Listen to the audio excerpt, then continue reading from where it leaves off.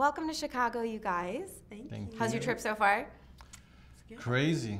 Crazy? Yeah. Talking to a lot of people like me today, I assume. Oh, it's beautiful. So the Neon Demon out June 24th.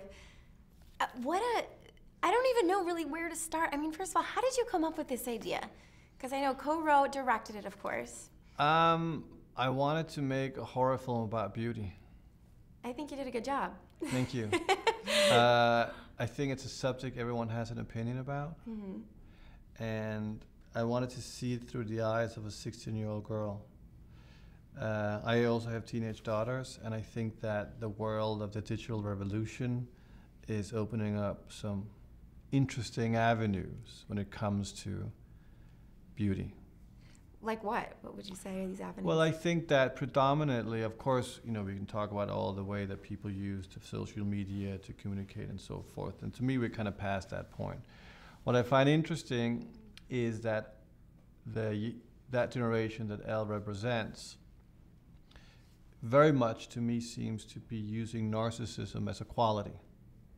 Okay, yeah. As an acceptance, you know, where we would probably be more of a taboo. Their generation is actually an acceptance. Mm-hmm. It's a virtue. And that to me is very interesting because I very feel that's a forward-thinking human evolution entering into something that I have no idea what is. So it had almost like a science fiction feel to me. Well, and then did you have Elle in mind when you thought of this role? Well, I wrote it in Copenhagen, so it took some time before I moved the Atlantic and then ended up in LA.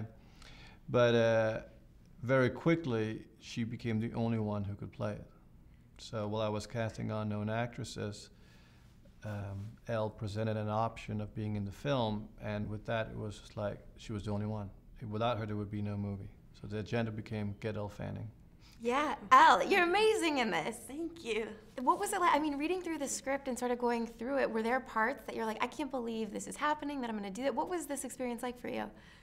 It was more, I mean, I wanted to be a part of it right away, even before I read the script, because I heard that Nick was doing a movie. We had never met, but that he was doing it in the fashion world with a teenage girl as the lead, which was just shocking in of itself because, you know, his leads are always guys, and in the fashion world, you're like, and yeah, then we met in LA, and it was just kind of, we had this friendship right away, and he told me the story of, you know, what it really was about, how it's, you know, it's not really about the fashion industry at all, kind of this beauty obsessed world that is very relevant to today. And I read the script, and, you know, when I got to the end of the script, it's like, I had to reread the ending. I'm like, did this really happen? I kind of wanted to rewatch it. I was like, oh my gosh.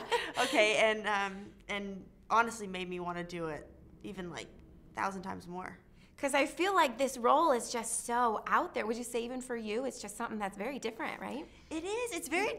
She's very different, but she also, in a strange way, you know, there are parts that are extremely, you know, exaggerated and completely different from myself, but I also related to her in a way as well. I mean, being the age that I am and the age that she is, and kind of in that world. I mean, I moved from a small town to LA, like my character, and I mean, I started acting when I was young, and so to be in, and I know the fashion world to an extent, you know, doing photo shoots and whatever, but also, I mean, like me and my friends and I now with Instagram, and I mean, it's very kind of how we're obsessed with these like dead images, and we're just constantly looking at these photos that, you know, they're not alive, so and it's that death and beauty. If we're finding this beautiful, then what do we think of? And that's perfect, and we're trying to reach this perfection that doesn't technically really exist, but it's starting to become a reality. That's kind of the horror of it. It's just fascinating. A lot of, interesting ideas. Now, just to shift real quick, I want to congratulate you. You just graduated? Yeah, high school. What was that like, graduation? It was great. It was the night before the Neon Demon LA premiere.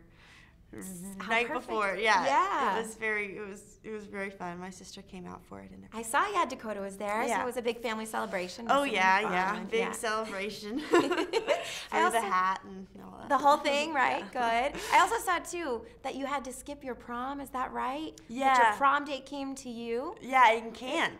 In Cannes. In Okay. Cannes for our film. So the night of the premiere was my prom night, and so we made it work and had prom night in Cannes.